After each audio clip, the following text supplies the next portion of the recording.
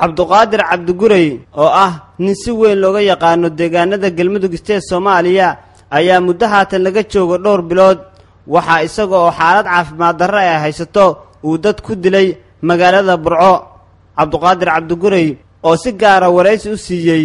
xafiiska Soomaali Channel ee magaalada Gaalkacyo ayaa ugu horreyn waxa uu faahfaahin ka bixinayaa sida ay wax uga dhaceen xilligii uu ku sugnaa degmada Burco iyo sida ay hadda tahay xaaladiisa caafimaad. daawadayaal waan salaamayaa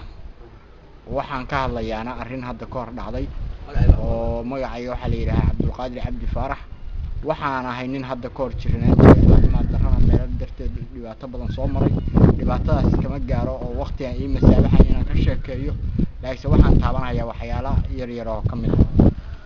waxyaalahaas oo ay yihiin in ninka inaan aniga waalan oo jiran oo aan caafimaad qabin oo caafimaad u aaday magaalada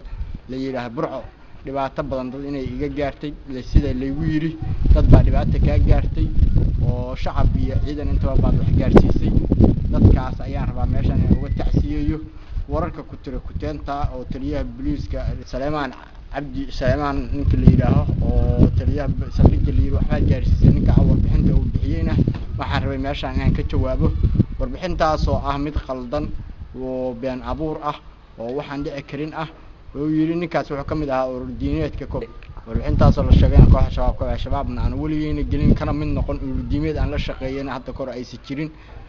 si aan uga midnaa nin dhalinyaro oo taariikhnololeedkiisa laga yaqaan ko magaalada Gaalkacyo koonfurta oo aad degan oo awlaad ku dhalay oo ka shaqeysta oo intuu caafimaadka qabay umadu taqaanay cabduqaadir markii aad Burco tagtay falka aad geysatay waxa la sheegay inay ku jireen dad ehelkaada ku ah ma jiraan ehelkayga waa la sheegay halkaan lagu sheegay dad ehelkayga iyo dad askar ah oo ciidan ah ayaa wax gaarsiisay lagu yiri markaas xanuunka ku hayay muxuu ahaa xanuunka markaas hayay wuxuu ahaa mid rabbaani oo ugu yimid dad fiicanuna aan hadeertaan waxyaalo ugu yimid aan badanaa ka falaqan karin nin jiran baan ahaa si kastaba cabduqaadir cabdigurey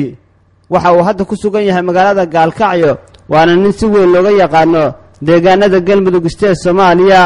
markii la keenay magaalada Gaalkacyo lagana soo celiyay degmada Burco ayaa waxa soo hagaagay xaaladiisa caafimaad kadib markii la geeyay xarumo caafimaad oo kala duwan. Axmed Khaliif Geedi Soomaali Channel Gaalkacyo.